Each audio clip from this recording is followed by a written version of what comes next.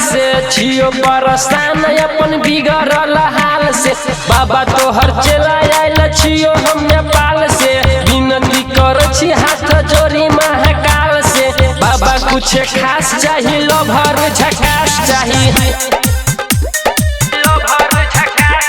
कोई दिलदार है दिलावा के पास चाहिए, तोहरे प्रयास बाबा कहने छियो काल से। छियो परेशान अपन बिगड़ल हाल से, बाबा तोहर चला आयल छियो हम नेपाल से, विनती कर छी हाथ जोड़ी महाकाल से। बाबा कुछ खास चाहिए, लभर झकास चाहिए, कोई दिलदार है दिलावा के पास चाहिए।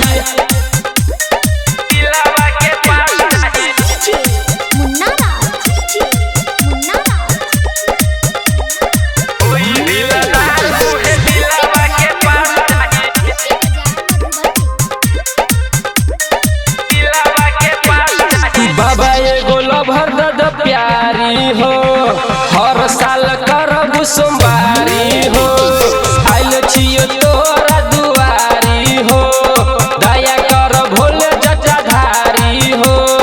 बाबा कुछ खास चाहिए, लभर झकास चाहिए,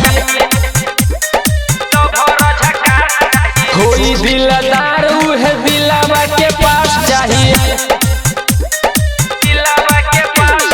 बाबा एगो लभर दद प्यारी हो, हर साल करब सोमवारी हो, आइल छियो तोरा दुआरी हो, दया कर भोले जटाधारी हो।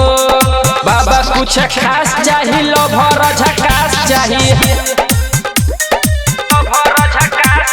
कोई दिलदार है दिलावा के पास चाहिए।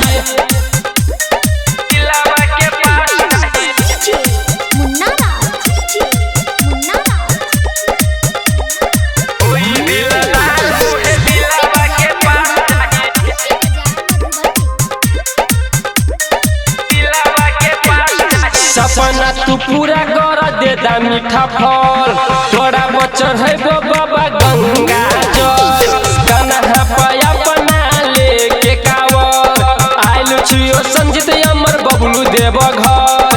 बाबा कुछ खास चाहिए, लभर झकास चाहिए, कोई दिलदार है दिलावा के पास चाहिए। सपना तू पूरा कर दे दा मीठा फल, तोरा बचर है गो बाबा गंगा जल, कन्हा पाया बना लेके कावर, आइल छियो संजीत अमर बबलू देव घर।